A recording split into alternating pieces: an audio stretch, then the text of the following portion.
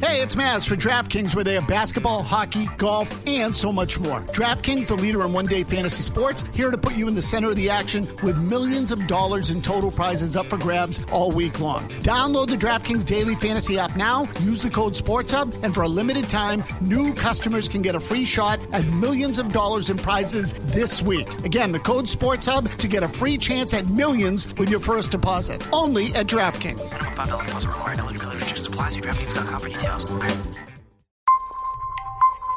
B-Pod Studios. This is Hardcore Baseball. A home run for Ted Williams in his last time at bat. Yastrzemski is going hard, and he dives and makes a tremendous catch. What a catch by Dwight Evans. If it stays fair, home run. Clemens has set a major league record for strikeouts in a game. 300 strikeouts for Pedro Martinez. Gone! A grand slam home run for Nomar Garciaparra. Manny Ramirez with an absolute rocket. A new Red Sox single-season record for home runs, 51, as David Ortiz now stands alone. Here's your host, Matt McCarthy. Hey folks, welcome back to Hardcore Baseball. It is our second episode of the season, and it is our first episode post-opening day. I will say this, we are recording this on Saturday night. The Red Sox, as we sit here right now, are 0-2, and the season is basically over. So here to break down just how much the Red Sox suck, and no, we will, of course, talk about, other things. This will not be a total panic show, but here to break down everything Red Sox is my friend and yours, my colleague from 98.5 The Sports Hub, 98.5thesportshub.com, Alex Barth. Alex, good to have you back on Hardcore Baseball. It's great to have you and good to see you during baseball season. Yeah, no, I'm happy to be on. We definitely have a lot to talk about. I think as rough of a start as it is on paper, and 0-2 is 0-2 at the end of the day, I actually do. There have been some encouraging signs. There are probably more on opening day, the 3-0 loss, than the 4-2 loss, I would say. But it's been interesting. It's been, I think, a lot of what we were expecting hasn't happened. So, well, first and foremost, it's just been great to have baseball back, right? I'm not going to lie. I spent all of Thursday just in my basement, my windowless, dark basement, watching MLB Network. I tuned in at 1 o'clock for that Yankees-Blue Jays game, which was a good game. I stayed up way later than I probably should have just watching baseball. Of course, Friday was awesome. I was outside. I was at Fenway. It was a great environment. I didn't get to go to the game, but I was there reporting from the Cask and Flagon for Zolak and Bertrand and the midday show. And it was just a great environment. It felt good to have baseball back. So it's certainly good to have baseball back. It has not been good to watch the Red Sox, unfortunately, for the first two games of this season. But let me just ask you this, Barth. Obviously, we're not going to overreact to two games. That's just not what we're going to do. We can take away some things from those two games, but let's not overreact. But just in a big picture macro sense, what is your feeling about the Red Sox entering the 2021 season? What are your expectations? How do you look at this team, and how do you feel about him?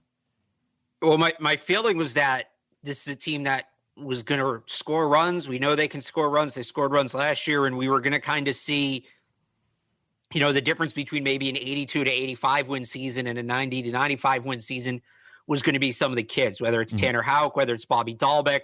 When we get a little later on, probably towards the summer, Jaron Duran, Durbin Feltman, how much could those prospects elevate the core they have is kind of what I was thinking. But now, here we are 2 games in, and the pitching's been great for the most part. And I guess we'll get into a little later kind of the question marks on that, but the bats are quiet, and that happens now in baseball when every swing's supposed to be a home run swing and you're playing when it's 40 degrees out. It's going to be tough to hit, but it did kind of throw me for a loop that I thought if anything, they'd come out, they'd score 10 to 12 runs between the first 2 games. And we'd be talking about, oh, here we go. They're short on pitching again. And again, still very early, but that's not the case right now. Well, it is interesting because it's April, right? And we know that the ball doesn't carry in April, and you often see some ugly games early on in the year, and it takes guys a long time to get going. Like they always say that spring training is more for the pitchers. It's all about the pitchers, them getting built up. And, when you go north, it can be tough for, some hitters to kind of catch up and get their timing. So, listen, I'm not going to overreact to this offense over the course of 2 games. They've stunk. They've been awful. They have not been good. They are still going to score a lot of runs this year. They are going to be, on paper, at the end of the season, a good offense. Here's my concern, though. I think there is a possibility that at the end of the year we say, wow, this was statistically a good offense, but I think there are going to be a lot of times where they do go through periods where they're not effective. And here's why. They've got a lot of all or nothing hitters. They do. It's the modern thing in baseball. It's the way Chaim Bloom wants to build a team. It's the way very analytics driven people want to build teams. They want all or nothing. And when you look at a lineup that has Bobby Dahlbeck, Franchi Cordero, Hunter Renfroe, and they're not all going to play at the same time, but you look at the bottom of that lineup, there's a lot of all or nothing there. And there's been a lot of nothing, at least in the first two games, from the likes of Bobby Dahlbeck striking out 5 times, Franchi Cordero with just, a horrific strikeout at the end of game 2. Just an embarrassing strikeout. He had a bad strikeout earlier on in that game as well. Barth, that's the problem, is that yeah, those guys are going to go on some tears where they're going to get locked in, they're going to hit a lot of homers, and they're going to hit the ball a long way. But they're going to go through stretches, too, where they're going to be really inconsistent. And I think it's going to be a frustrating offense to watch at times, even if at the end of the year they do end up scoring a lot of runs and be like a top 5 team in baseball, top 10 team in baseball when it comes to runs scored. The Red Sox, they've always had all or nothing guys, but you had other guys in the lineup who could kind of bridge in between, and you knew you could count on. I don't know. So again, Kike Hernandez, maybe. Xander Bogaerts is just a strong all-around hitter. So is JD Martinez. But is there a guy that you can trust? When a pitcher gets in a groove, what did John Means retired 18 straight in game 1? When a pitcher gets in a groove, who's the guy in the lineup that's going to force that pitcher into a tough at-bat, force him to throw 8 to 10 pitches, and maybe sneak a base hit in and force that pitcher out of the groove? Who's that guy in this lineup right now? You'd like to think it's Xander Bogaerts. You'd like to think it's JD Martinez, but they don't have as many of those guys as they used to. This year, the all or nothing is really pronounced when you move on from a guy like Andrew Benintendi. And that, to me, I look at these games and it's like, I think one way or the other, games are going to snowball for this offense. Either going to pick up a couple hits early and roll, but if they struggle early, it's going to be a deep hole to dig out of it. I think we've seen that so far through these two games, right? On opening day, they had 2 hits in their first at-bat and in their second to last at-bat. So it's going to get a little scary at times. I agree. Well, there aren't a lot of grinders, and I think it goes to show the importance of having a guy in a lineup who, well, maybe he's not the best hitter in the world, but he can grind out an at-bat. And, he can make it tough on a pitcher who's rolling. Bobby Dahlbeck isn't going to do that. Franchi Cordero isn't going to do that. Hunter Renfroe isn't going to do that. I'm not saying. Well, I will say in Dahlbeck's defense, in that 9th inning at bat, that was a good at bat. He fell down 1-2 and then realized it and drew the walk. I just think, and to go to the all or nothing thing, if you're like, oh, well, that's not modern baseball. Didn't the 2018 Red Sox see more pitches than any team in the history of the game? They did. Or something like that. They did. But here's the thing. Here's the key difference. They struck out, and I'll double check on the statistics here. They had the fewest number of strikeouts in baseball that year. They led the league in not striking out. So while they grinded out at bats, they didn't strike out either. So, that they saw a lot of pitches, but that's because 1 through 8, 1 through 9, there were guys who were going to give you tough at bats every single time. And it feels like there are a lot of guys in this lineup, Barth, who aren't going to give you tough at bats every single time. I'm sorry, you can attack Franchi Cordero. Now, maybe he'll hit 25 home runs, but you can attack that guy. You can attack Bobby Dahlbeck. You can attack Hunter Renfroe. Kike Hernandez is your leadoff hitter. Can you attack him? Yes, you can.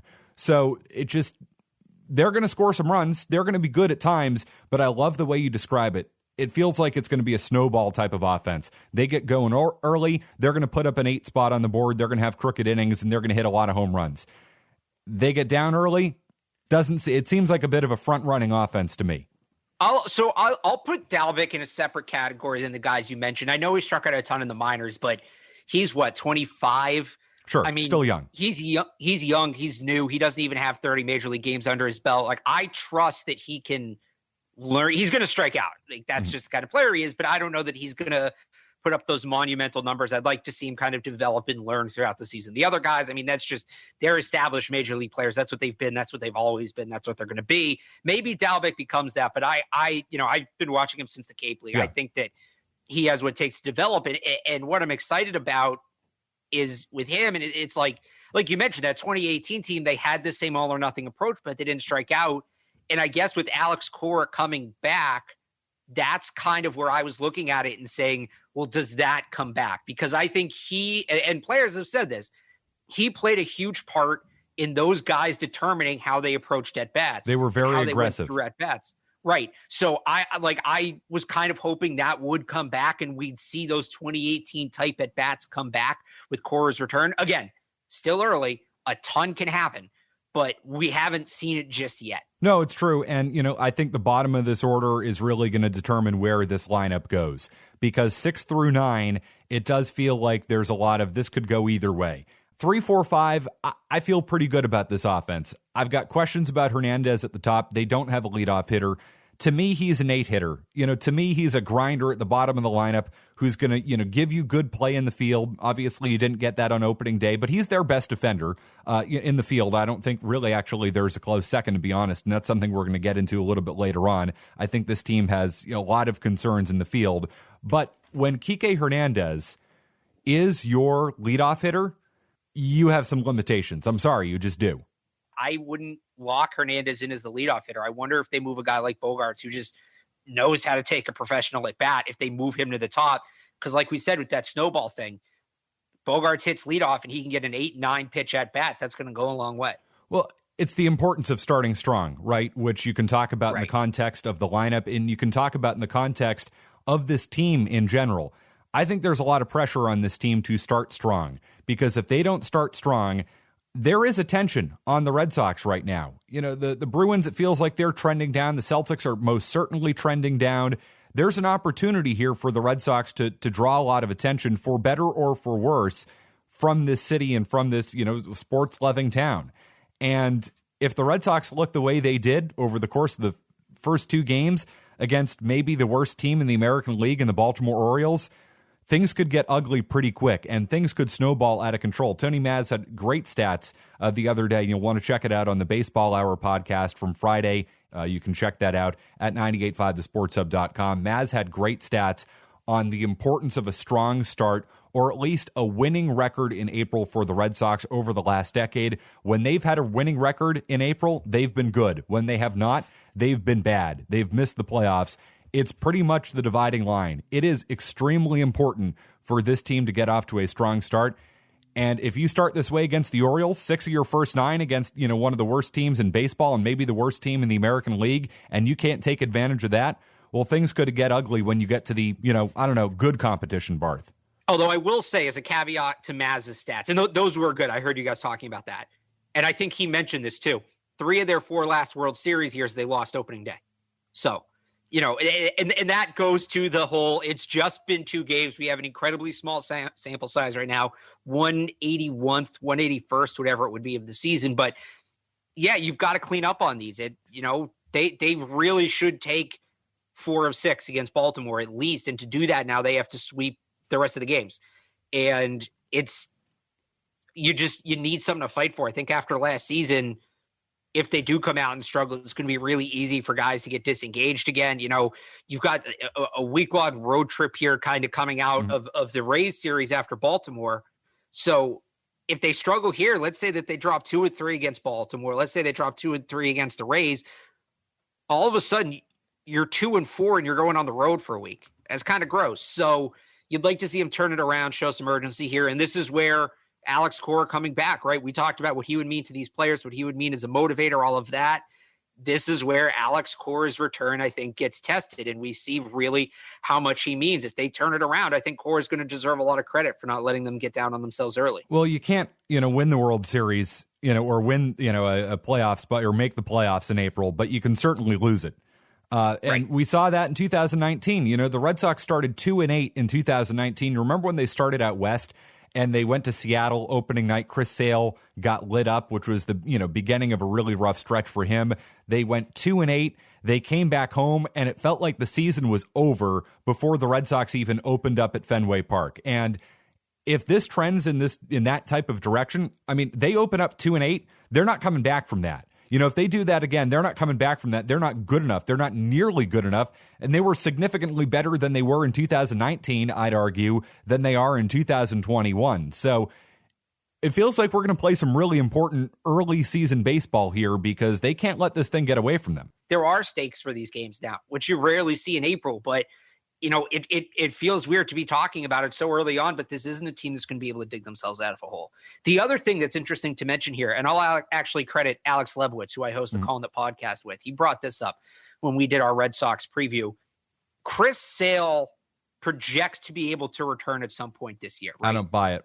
I understand that there are projections. What about Chris Sale indicates to you that he's going to be the type of guy who returns on the earlier part of the timetable from Tommy John than the later part of the timetable? Well, I'll even say, let's say it's August. Let's say it's like right around the trade deadline, right? And that's still, I think, 15, 16 months removed from the surgery, something like that, which is the later. And that I'm talking about like after the All-Star game return. So that can go one of two ways. If the Red Sox are out of it by then Chris Sale probably doesn't return. They don't bring him back. Maybe they throw him in September just to get him some game experience. But, this team has a real chance if they're in it, if they are in the wild card race, in the divisional race, whatever it is, and then all of a sudden you have Chris Sale coming back and you're putting him into the rotation in late July, early August. I mean, I feel like if they can get to that point, and we know what Chris Sale means to that locker room, aside of the pitcher he is when he's healthy, just having that guy in the room, right, in the building, Chris, if they're in it, and then you get to inject Chris Sale into this, right, around the deadline, what a boost is that going to be for this team? What a boom that's going to be both for the team on the field and talk about a story, talk about a great comeback story. So that's kind of how I look at it. They just need to be competitive by the All-Star break, and then I think you start talking about a potential Chris Sale reunion, and things get really interesting from there. It's can they get to that point? Well, one of my favorite sayings on earth, Barth, is it's good to want things. And it's really nice to want things. It's nice to want that Chris Sale could be back. It's nice to think that he could have an impact on the 2021 Red Sox. I also operate in reality, and I just don't see that happening. I really just don't. I hope you're right. And if it does happen, yes, it'd be a big boost. And it's like talk about a big addition for the end of the season. I'm just trying to survive April now at this point. I'm trying to, get this team through the next week or two here where we're not burying the Red Sox by, April 15th. Like, I'm not even thinking about Chris Sale returning at this point. Yeah. And I mean, that's fair. I guess my idea is more so, and you kind of touched on it before, they don't have to, I don't know that they need to be 10 games above 500 in April. Sure. I don't know that. I think if they're 500, especially after this start, because it means if they go 500 from here, if they finish the month 500, they're winning more than they're losing at the end of the month, right? They're getting better. They're moving. Even if they finish 500, I think as long as that sort of concept is there, as long as they're competitive, as long as they're hanging around with it, there's juice to this team, and there's internal motivation too to let's see if we can get this to a point where when Sale comes back, he's playing for something. Like that's what I think that's more my point. I'm not saying it's going to happen, but I don't, as we sit here and dump on them after 2 games, it's not so much they're screwed. It's not so much, they got to win out. They got to sweep 3 series in a row. It's just get back to 500. Just keep your heads above water. That's all it is. They don't need to be in first place in the division even. As long as they're there, as long as they're in realistic distance, as long as they're still competitive, that's really what it comes down to. Well, and that's ultimately how I feel about the 2021 Red Sox as a whole. We're not just talking about April per se. We're talking about the whole season. I'm not asking them to be a playoff team. I'm not asking them to be a juggernaut. All I'm asking from them, Barth, is just for them not to suck. And for the first 2 games, they've given you the reasons why they won't be good. I still think there are reasons why they will be good. There are some positive things to take away. The performance of Nathan Eovaldi, the performance of Tanner Houck. I've got questions about the, rotation after that. I think the offense will be better. I don't think this is going to be a great team, but there is no excuse for this team to be bad, particularly in the landscape of the American League. There is no excuse for them to be worse than the Orioles. There is no excuse for them to not beat up on teams like the Rangers and the Mariners and the Royals, who I don't think are good, and the Tigers, who are still awful, and the Cleveland Indians, who traded away half their team for absolutely nothing, had a giant fire sale this offseason. When you look around the landscape of the American League, there are teams they should be able to beat up on, and there are teams that they should be able to significantly be better than. And I don't think that's too much to ask. I'm not asking them to be a playoff team. I'm not asking them to be really good. I'm just asking them not to suck. They better not suck. for $200 million, they better not suck. You can rebuild and build for the future and build a long-term sustainable product while also putting a respectable, competitive, I don't mind watching this team on a nightly basis type of product. That is not too much to ask of the Boston Red Sox, who are spending still $200 million on this baseball team this year. It's not too much to ask at all. I've been mentioning this a couple of times. I think defense is going to be a real problem for this team. And, I think this kind of speaks to the new age construction of the Red Sox. I don't think very analytically driven front offices place a lot of value on defense. And if you certainly look at the way the Red Sox are constructed, it would not appear that Chaim Bloom has placed a lot of value on defense in this 2021 roster. This is going to be a problem. Hernandez, granted, bad play on opening day. He's a good defender at second base. But you look around the diamond, Bogaerts is solidly unspectacular at short. He's going to make the plays he should make. He's probably not going to make much more than that. He's not going to kill you at short. Devers might kill you at third. You go around this outfield, all of those guys might kill you. Cordero, I'm not sure about Renfroe in right field. Alex Verdugo, you want to watch, one of the worst routes I've ever seen. Go watch that double in on opening day, 9th inning, a ball that absolutely should have been a single. And I mean, Alex Verdugo looked like a guy who, like a recalculating GPS in center field. He couldn't track that thing down. They've got a lot of really below average defenders around the diamond, Barth, and I think it's going to be a big problem for this team this year. So I think the one thing, I know, the one defensive element Chaim Bloom did seem to put stock in his defensive versatility, right? He goes out, he signs Marwin Gonzalez. He goes out, he signs Kike Hernandez. These are guys who can play a lot of positions and aren't negatives in the field. Sure. Like you mentioned, Hernandez, their best defender. Gonzalez, I think wherever you put him is a capable glove. He's not going to wow you. Yeah, he's not going to screw you, though. But I think the idea is that when guys are struggling defensively, they can move things around, and that's certainly encouraging. Devers is the big one to me because he had the ball on opening day that he lets go through, right? That he probably should have been more aggressive on, and he lets it go to Bogaerts as an infield hit. And then the same ball is hit in game 2 that I don't want to call that a dive because it was more of just a sprawl. He just launched himself towards, and he can cover a lot of ground. That's the one thing Devers can do. He can cover a lot of ground. He's a good athlete.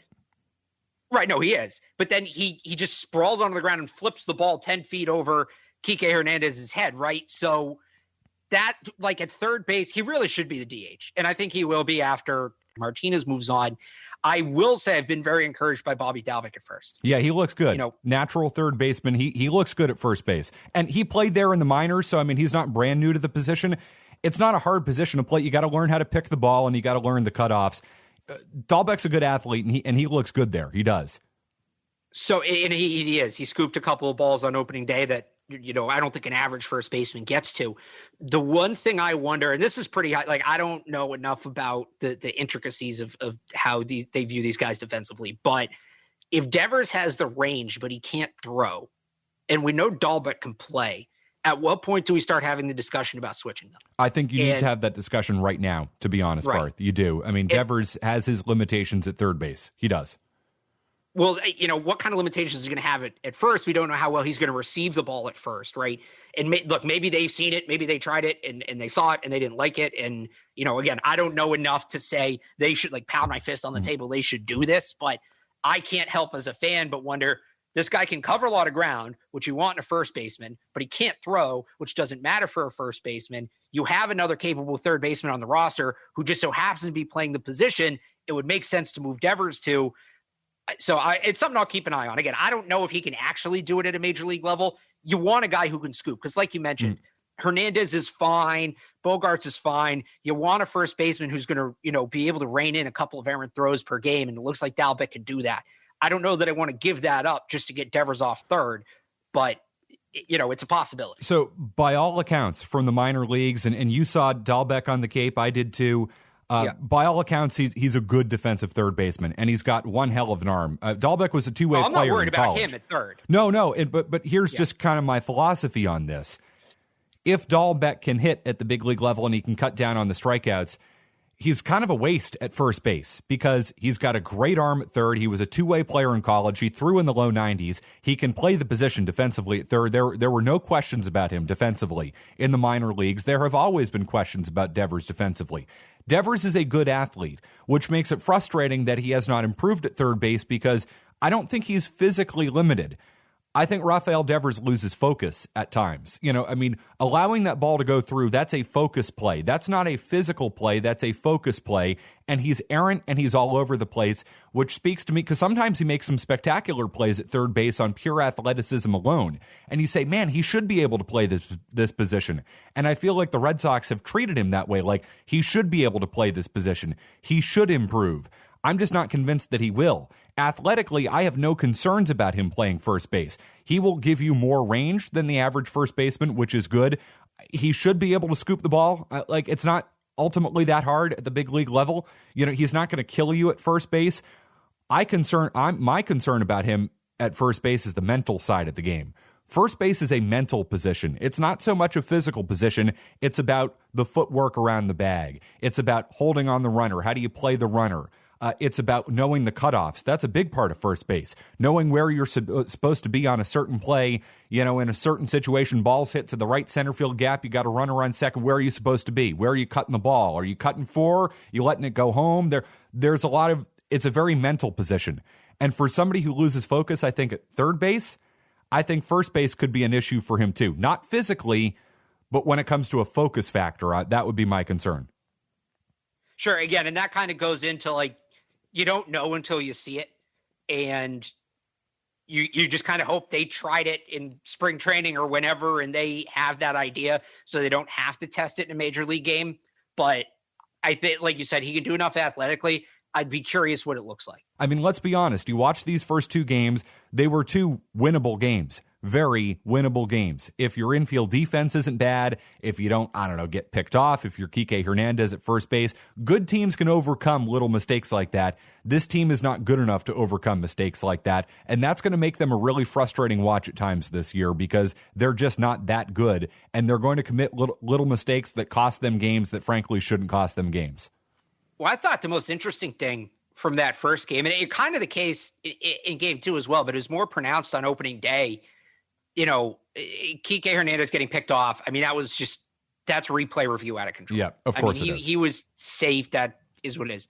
The error had happened. That's unfortunate. But the bigger question for me is, why was Matt Andriese the first guy out of the bullpen? It's a great question. I don't hate this bullpen. I actually think they've got some arms. Matt Barnes, we know what he is. Solid, reliable. I really like the Adam Ottavino signing. I think that goes under the weather. Sawamura, we saw him on opening day later in the game. He seems to be a real find.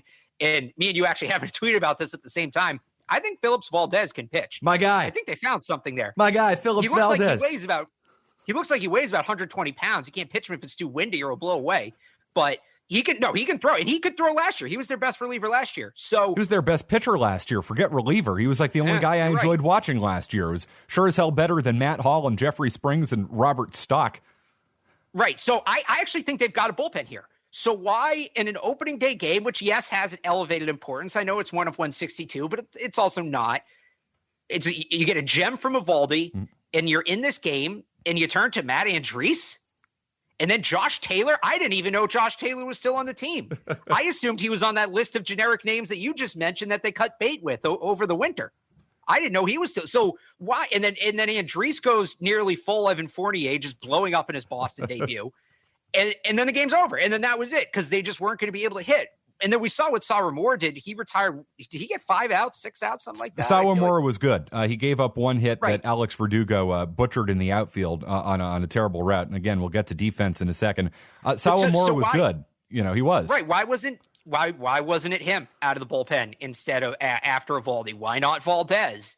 Why not Garrett Whitlock, the Rule 5 guy? If you want that longer reliever, you want a guy who's going to give you multiple innings.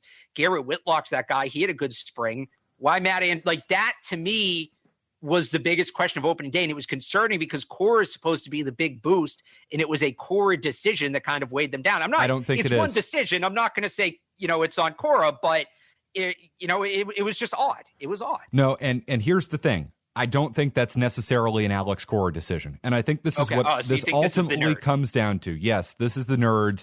This is a Chaim Bloom decision. Now, I mean, I think Cora goes along with it. I think Cora, is an accomplice to saying, yes, Matt Andriese is going to be our swingman. This is the Red Sox putting a tremendous amount of value in a guy like Matt Andriese, a guy that they should not place a tremendous amount of value in. Barth, it felt to me like they wanted 5 outs from him. Matt Andriese is not the type of guy you should be relying on for 5 outs. And I know they think he's going to be this swing man, this weapon. They like him in short situations. They like him in long situations. You know what that guy is? He's a long reliever. This is more of a new age analytical thing where they've got the bulk guy, the guy in the bullpen who gives you 5 outs, 6 outs, 7 outs, gives you 2 or 3 innings. To them, that guy is Matt Andriese. You know who Matt Andriese is? He's a below-average major league pitcher. That's ultimately who he is. He's a guy with a career 4.6 ERA who's bounced around. That's who he is. But it seems like Bloom loves him. It seems like the analytics darlings love him, and they think he's going to be this weapon. He's not. He's just a guy. He's just a nameless, faceless guy out of the bullpen. That's what guys like Chaim Bloom love. So, yes, that's why they went to Matt Andriese, because that was the plan. If you listen to Cora talk about it, they liked that matchup against Mancini because Andriese gets ground balls. It was all premeditated. That was the matchup they wanted, and it felt like they were looking for 5 outs from Matt Andriese. If you're counting on Matt Andriese for 5 outs consistently, you're in trouble. You're absolutely in trouble, because I'm in agreement with you, Barth. The back end of this bullpen, while not fantastic, they've got major league pitchers there. Adam Ottavino, I think, is going to have a good year for them. It was my favorite move they made all offseason. I love that move. Matt Barnes is who he is. He's a good back end of the, of the bullpen kind of guy. I like the Sawamura signing. We'll see what Garrett Whitlock gives you. This bullpen has the opportunity to be okay, to be respectable, but if you think you're on the cutting edge because you found Matt Andriese and he's going to be this diamond in the rough and he's going to be a weapon for you out of the bullpen, that's a big problem. So, yes, I think that's absolutely the second guess. Why were you expecting that much from Matt Andriese? Why is he the first guy out of the bullpen in a scoreless game on opening day when you have everybody available? That should not be the case. Well, my question would be, what if? And I don't love the idea of a bulk guy. It's better than the opener. And They said before the season that they weren't going to use openers anymore, which thank goodness they're a real baseball team again. We have a starting rotation, but why isn't Garrett Whitlock that guy? He has been a starter his entire career. I thought he was going to go in the rotation. Coming out of the spring, remember, he's a Rule 5 guy, so he's on the roster. Why are you keeping him on the roster and not putting him in the rotation if Matt Andriese is he is the perfect bridge guy for them? I feel like Andriese is more we're down 5 and we, our bullpen's pitched a ton the last couple days. Go finish the game, whatever. Yeah, the long reliever, which by the way is now like this great valued thing in baseball. The long reliever forever, Barth, as you know, was the guy who wasn't good enough to be a starter, and he's your mop-up guy, and that's what it ultimately is. But no, we have to place tremendous value on those guys and create them and try and create them into something they aren't. Well, I think this team does have an important role for that guy, because you look at their rotation, their top 3, right? Rodriguez. You're not getting a lot out of them. Not getting bulk out of them. Or not their top 3. Right. Yep. These are guys that if you can manage their innings and keep their pitch counts down low, it's going to help you. So I don't hate the idea of having a guy out of the bullpen who can kind of help you take it easy on those guys. But why does it have to be Andriese like that? Yeah. That, like you said, there's nothing about him. Whitlock, there's a little bit of a spark there. Yeah. I mean, he was one of the higher, and I know the Yankees farm system isn't anything great, but he was one of the higher ranked pitchers in the Yankees farm system when they stole him away. He had Tommy John. The Yankees didn't want to wait for him to recover. They didn't want to take the risk of giving him a 40-man roster in case his arm was shot. He comes here. At least he has a good spring. To me, he should have won that long reliever role or if you want to split it into 2, there's the long reliever for actual situations, and then the long reliever for we don't want to use the actual guys situations.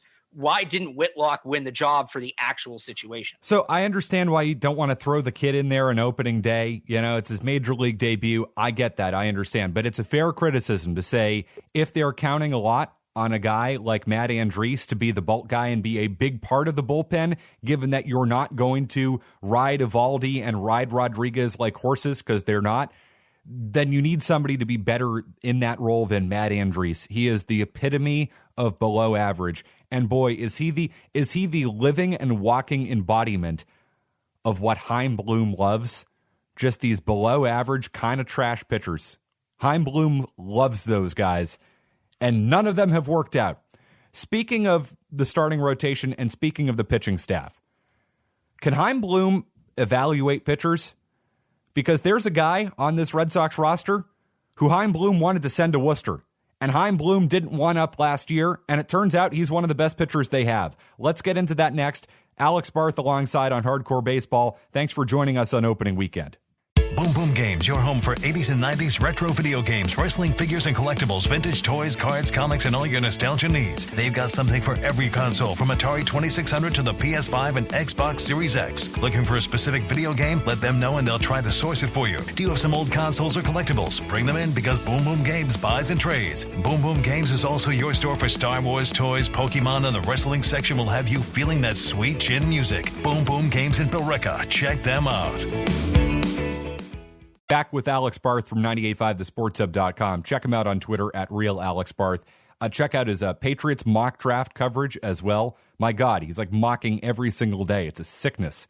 You got a problem, man. The plan is, if I do enough mock drafts, eventually I'll get every player. And then no matter what, whoever the Patriots pick, I had it at some point in time. It's a numbers game. That's all it is. Yeah, you'll be better than the big board. That's for sure.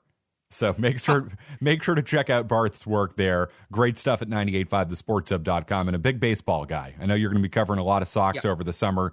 I do want to get into Tanner Houck, and I think this is one of the most interesting storylines to emerge from the very early portion of this season. I think Chaim Bloom needs to answer for this, Barth. Undeniably, Tanner Houck is one of the 5 best starting pitchers in the Boston Red Sox organization. No doubt about it. He's major league ready or pretty close to it. He has pitched really, really well at the big league level.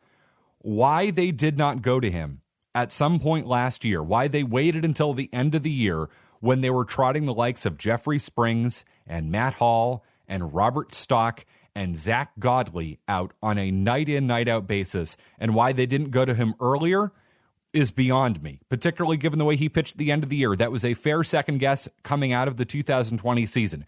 Now entering the 2021 season, they wanted to send this guy to Worcester? Are you serious? They need to answer for this. And you know what? I want them to just frankly come out and say it, that either A, we don't believe in him, and I wouldn't be surprised about that. Listen, he's not Bloom's guy. Dave Dombrowski drafted him. Right. He's not Bloom's guy.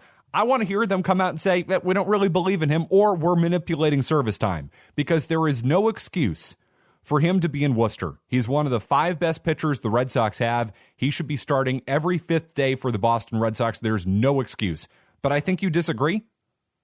So I disagree with some of that, and a little bit. This is a little tongue in cheek, but let's go part by part of what you talked about last year, and we've talked about this on Twitter, and we've texted about this. So Tanner Houck made 3 starts last year, right? All 3 were against eventual playoff teams, the Marlins, the Yankees, and the Braves. He not only did the Red Sox win those 3 starts, he won. He earned the win in all 3 of those starts. Now, if you pull up the standings here, Matt McCarthy, from last year. Oh, God. The pain. Red Sox, you know where I'm going with this, don't you? I know where you're going with this.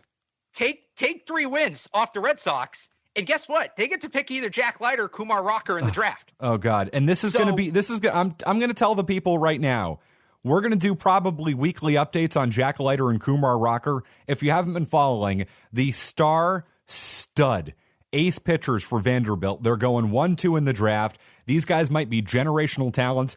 And if the Red Sox just managed to not go 5-2 in their final 7 games last year, they'd be picking these guys. Leiter is nasty. Oh, he's nasty. Like 19 straight innings without a hit or something like that. It's crazy. And by the way, Jaden Hill, who's also pretty darn good, he had an arm injury last night. So now those top 2 picks are even more, on the board. But you, Matt McCarthy, I don't think you're not allowed to chastise the Red Sox for winning too many games and chastise them for waiting too long to call up Tanner Houck. I think it has to be one or the other.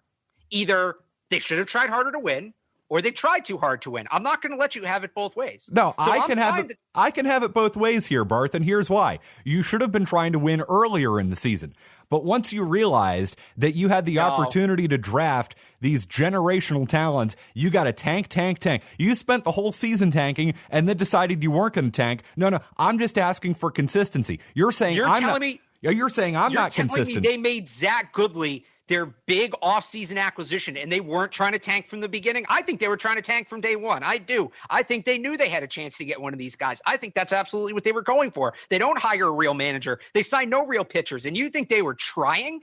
I know you don't think that highly of Chaim Bloom, but you can't think that poorly of him. All right, so you thought that was him trying. So let's put it, I guess, in the context of Chaim Bloom here. I'm just going to dodge the fact that you're pointing out all my inconsistencies. We're going to move on very quickly from that. So hang on. So one more thing about Chaim Bloom when it comes to Tanner Houck. And the one I agree with you is, unless I don't know entirely how it works with contracts. If he doesn't come up until May, they get an extra year of team control on him, right? Basically, if they keep him in the minor leagues for a certain period of time this year, then he won't hit enough time in the big leagues to accrue that service time. So mostly teams just do it out of spring training because, he needs more seasoning. He needs to work on his third pitch, which is what the Red Sox have told you. And I mean, I suppose there's an element of truth to that, but you're telling me he can't work on his third pitch while he's in the big leagues mowing guys down?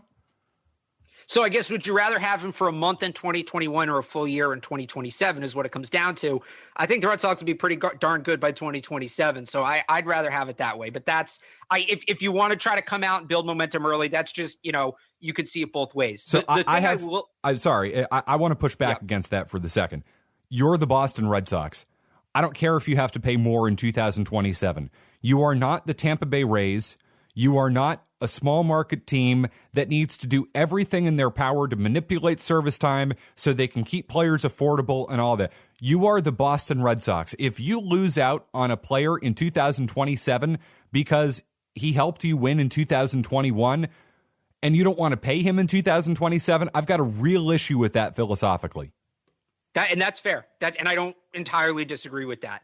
The one other thing I'll say about him as it relates to Chaim Bloom is I do think Chaim Bloom believes in him because, and I'm actually going to bring this all the way back to Dave Dombrowski. And I know trashing Dave Dombrowski is beating a dead horse at this point, but here we go. Dave Dombrowski had this weird thing he did where we all know Dave Dombrowski couldn't build a bullpen, right? His answer to building a bullpen was, who's my top pitching prospect? Okay, we're making him a reliever. Right? Whoever the Red Sox top starting prospect was, Dave Dombrowski's answer was, we're going to make him a reliever so we can get him to the majors sooner and fix the bullpen that way.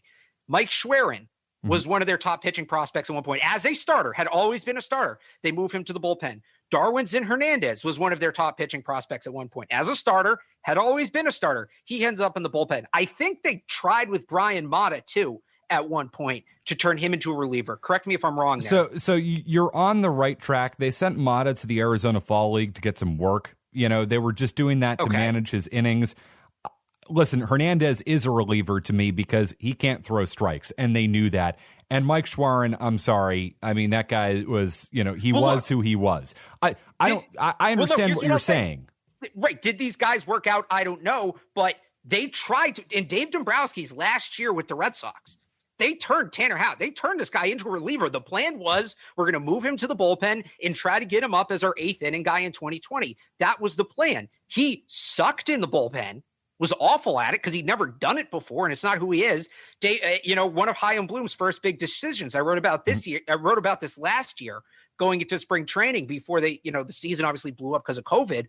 One of the big questions of spring training last year to me was, do they stick with Dombrowski's plan of Tanner Houck in the bullpen or put him back in the starting rotation? So I give Bloom credit for that in that he recognized this guy's not just a quick fix in the bullpen. We have something here as a starter. Let's get him back on track. Let's see if we can undo the damage Dave Dombrowski did. And I think it's fair to wonder, Schwerin didn't work out. We'll see what happens with Darwinzon Hernandez. How much did the move to the bullpen stunt their growth. Would these guys have been better if they had continued on the trajectory they were supposed to stay on instead of Dave Dombrowski just looking for a quick fix in the bullpen? So something we've covered a lot on Hardcore Baseball ever since the inception of the podcast was the Red Sox dinking around with Tanner Houck. And, I mean, you're on the right track here. They did everything in their power to mess this guy up. The second they drafted him as a first-rounder out of Missouri, they started to mess with his mechanics. They messed with his mechanics right away. You know, you see that slider. They tried to turn him into a curveball pitcher. Why? Because, you know, the analytics said that he'd be more effective as a curveball pitcher. Well, you know what my eyes tell me, Barth? That slider's nasty. They tried to turn him into like this four-seam curveball guy when he's really been a two-seam slider guy his entire career, his entire life. And the Red Sox messed with his mechanics and messed with his arsenal right away, and he got his face ripped off in the low minors, and he had to overcome that, and he did. There have been a number of bumps in the road for Tanner Houck that he has had to overcome, and he has done it all. Credit to him, because the Red Sox have tried to screw this guy up every step of the way. I just wonder, does Chaim Bloom believe in him? And that's a fair question because, again, he's not a guy he drafted, and we didn't see him up last year. We saw all these guys that Chaim Bloom brought in last year, all of whom stunk. Houck comes up. He lights the world on fire in his final 3 starts. The Red Sox tried to send him to Worcester to start the year. He wouldn't be here unless Eddie Rodriguez got hurt, and he's undeniably one of their top 5 starters. Here's something to watch. How many opportunities does Nick Pivetta get this year in comparison to Tanner Houck? Nick Pivetta is a Chaim Bloom guy. Tanner Houck is not. Does Chaim Bloom believe in Tanner Houck? These are fair questions. And by the way, it doesn't make Chaim Bloom unique if he has his own guy, if he gives his own guy more opportunities than the guy that was drafted by the previous general manager. It happens everywhere in sports. I'm not saying that makes it unique. I just think Chaim Bloom does have to answer for the fact that undeniably Tanner Houck is one of the top 5 starting pitchers in this organization, and yet they don't seem willing to give him enough chances. I think that's a fair question that he needs to answer for. So, and I would say, I think pulling Houck out of the bullpen in before the 2020 season and saying, we're going to get you back on track to being the starter, that to me is at least, does he fully believe in him? I don't know. But that to me is to an extent a vouch of confidence. I think at some extent, because if he didn't believe in him, why not just leave him in the bullpen, right? Why he's clearly taken enough of an interest to completely change the way they're developing the kid from when he arrived. So I'll give him credit to that. And again, I watch him today, and all I could think of, and we talked about this last time I was on, the last 3 starting pitchers the Red Sox drafted and developed into all-star starters for the club. John Lester and Clay Buchholz, relatively recent enough, and then you have to go back to Roger Clemens. So I look at it and say, okay, you know, how many other starters did they screw up where they got so close with Houck, and look who he is, like did they screw up a guy like Schwer? Did they screw up whoever, on and on? The thing I'm looking at, kind of, you know, if we want to go outside the box here, that could help Houck stay up is what we talked about earlier with Matty Andriese. If the Red Sox want that bridge guy, they have a couple of guys in the rotation who have experience pitching out of the bullpen. Sure. And maybe I wonder if the team looks at it and says, you know, Pivetta. I was thinking the of perfect example. Well, so I was thinking of Valdi going into the season, but then he comes out and has that opening day start, so you cross him off. Pivetta, he's one of your best 2 pitchers. He has to be a starter. You know, I understand where you're coming from, but he has to be a starter. I would say I was going off him having a rough spring training, and maybe he comes out and he struggles. I would say Martin Perez would be another candidate too, and I think Pivetta fits. But I wonder if, you know, Andriese struggles, and they look at one of these guys, Pivetta, Perez, whoever it is, and say, well, we have this starter, and we have this guy in the bullpen who can't pitch, so maybe if they move it like that. Or there was some talk of a 6-man rotation too, I believe, during spring training. And I don't hate that. I don't here's what I know is that Tanner Houck should be starting every 5th day for the Boston Red Sox until he proves me that he should not. Until he proves me that every 6th day. Every 6th day, that's fine. However you want to do it, that's fine. He needs to be with the big club. Until he proves to me that he needs to go to Worcester, he should not be in Worcester. He should not know where Worcester is. I don't want him traveling anywhere west of 495. I don't want him traveling west of 128. You know what? I don't want him traveling west of Alston Brighton. He shouldn't be. They should not allow him. They should put a GPS tracker on him. He should be nowhere near Worcester if that's what it all comes down to. I'm just concerned that he's going to end up back there I understand that Pivetta has no options, but I like what you're saying, though. 6-man rotation, put Pivetta in the bullpen, have him be your bulk guy, because Bloom loves him. It's just something to watch and something to monitor, and I think one of the major storylines of the last week for the Red Sox, do they believe in Tanner Houck? Does Chaim Bloom believe in Tanner Houck? Why wasn't he up before Eddie Rodriguez got hurt? I think it's a really, really fair question. I think there has to be a recognition from the team, given how last season went, given how this year started, that as long as Houck doesn't give them a reason to send him down, they won't be able to. And I think Cora, too. I think Cora's going to recognize, right? How many pitches did he throw today? Boy, he throws quick, doesn't he? He gets the ball and he throws. I like watching him pitch. I do. It gives me a reason to watch. I'll tell you what, every fifth day I'm going to make sure to watch Tanner Houck pitch, which is important for baseball. Starting pitchers are the stars. You want to watch starting pitchers. And, it's unfortunate that we're trending away from that in baseball. I've enjoyed watching Tanner Houck pitch. I'm looking forward to watching him pitch 5 days from now. Rob Friedman, Pitching Ninja on Twitter, right? Mm-hmm. He shared, this was a couple months ago, but he shared an overlay of Tanner Houck's motion overlaid with Chris Sale's, but he mirrored one of them. I think it was Houck. I see you lighting up here. So you know what I'm talking about, where that frisbee slider action. Well, so not only do they have almost the exact same pitching motion, and you see it even like the way they come set with the way he rests on his legs, but the one difference, it's not so much the similarities I'm excited about, it's the one difference between the similarities. When he comes back, that he doesn't do the thing where his elbow touches his collarbone that Chris Sale does, right? He comes pretty far back, but it looked like what Chris Sale does doesn't look natural. It just looks like it hurts. It looks like he should scream in pain every time he throws the ball. And look, it worked. He had a hell of a career. I'm not faulting the guy. Yeah, he also went under the knife. Right. That's it worked until it didn't. That's just how it looked to me. I don't see Houck going back as far. So you have a guy that throws a slider like Sale, can get the torque like Sale, has that ideal pitcher's frame, but he's not a contortionist. It worked until it didn't. I love that phrase. Kind of reminds me of the nights you and I spent at Viva Taqueria in Ithaca, New York, when we were in college. It worked until it didn't. The Matt McCarthy and Alex Barth story, drinking on Friday and Saturday nights in college. Barth, is Viva still there? I think it is. I'm going back later this year, and I'm going to figure it out. Trust me. Let me know. I will let you know. Barth, it's been great. Really appreciate you having you on the podcast. You do great work. Again, check him out on Twitter at @RealAlexBarth. Check out his work at 985thesportshub.com. Great stuff, Barth, and we're going to have you on a bunch this year, and I really appreciate your insights. Looking forward to it.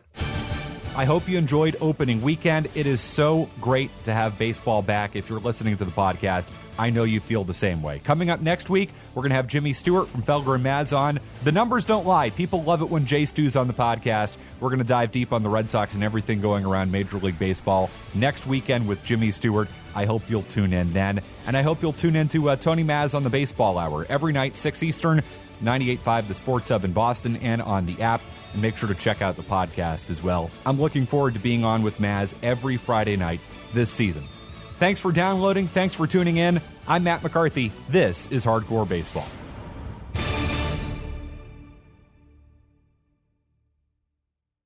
Boom Boom Games, your home for 80s and 90s retro video games, wrestling figures and collectibles, vintage toys, cards, comics, and all your nostalgia needs. They've got something for every console from Atari 2600 to the PS5 and Xbox Series X. Looking for a specific video game? They will try to source it for you. Do you have some old consoles or collectibles? Bring them in because Boom Boom Games buys and trades. Boom Boom Games is also your store for Star Wars toys, Pokemon, and the wrestling selection will have you feeling that sweet chin music. Boom Boom Games in Billerica. Check them out.